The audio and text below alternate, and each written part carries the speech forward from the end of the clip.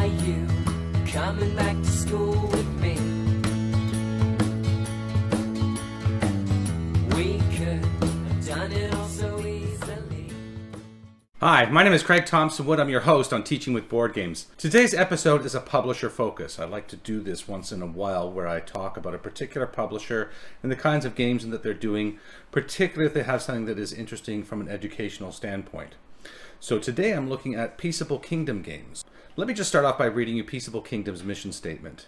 They say Peaceable Kingdom creates award-winning gifts that inspire cooperation and cultivate kindness because kids who play well together play well in the world.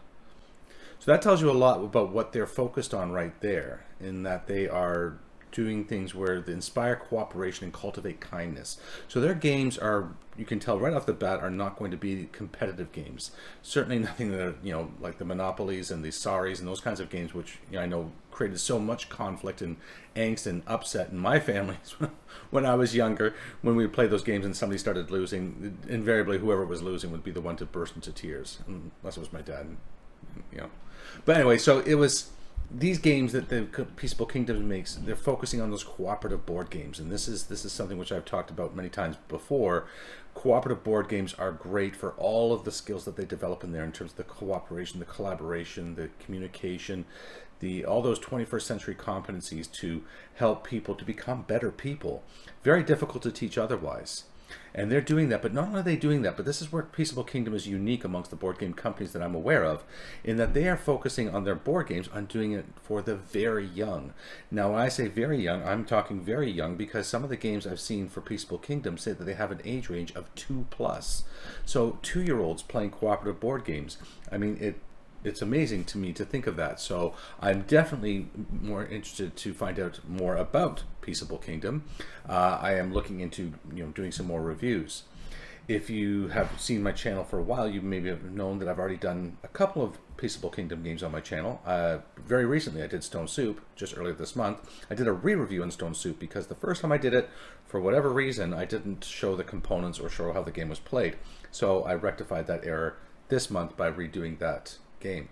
I have also done the game Race for the Treasure. Race for the Treasure is another Peaceable Kingdom game, which I reviewed some time ago, so you can check that one out.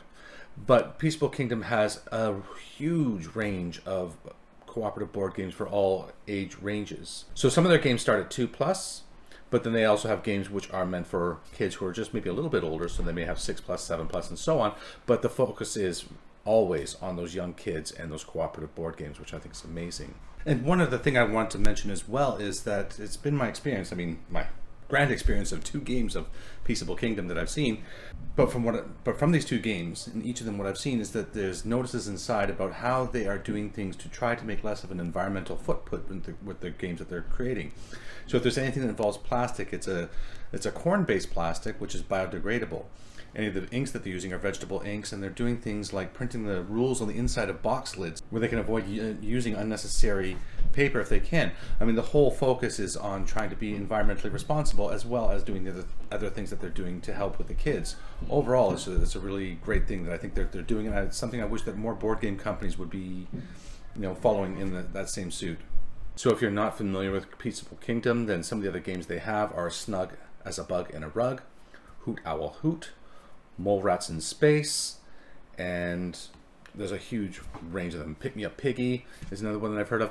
Like I said, I'm definitely interested in finding out more, so please stay tuned to this channel as I look into getting more of those Peaceable Kingdom games and trying them out, maybe playing them with Tiffany and or Timothy, and share my thoughts with you.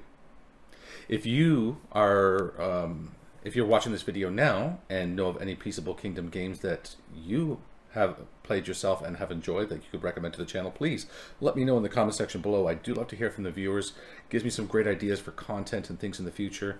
Also great to know about the ones you play that you like or maybe even don't like, so maybe I can avoid the ones that you haven't thought were so great, and explain to me why you didn't like it so much. If you're new to the channel, then I am putting out content on a weekly basis. My whole focus is on gamification, game-based learning, and how we can make education more fun by including games within the education itself. My whole mantra is I teach the way I wish I was taught, and I've been doing that for the 20 years that I've been teaching. If that sounds like something you will enjoy, please remember to hit like and subscribe down below. It really does help, and it just really lifts my heart to every time I see the numbers increasing for my subscribers, to know that I'm able to reach so many people with the messages I'm trying to deliver on helping other people, other parents, other teachers to become better at our practice. Well, that wraps it up for today. Until next time, I'm Craig Thompson-Wood, your host on Teaching with Board Games, saying thanks for coming to the classroom. Are you coming back to school with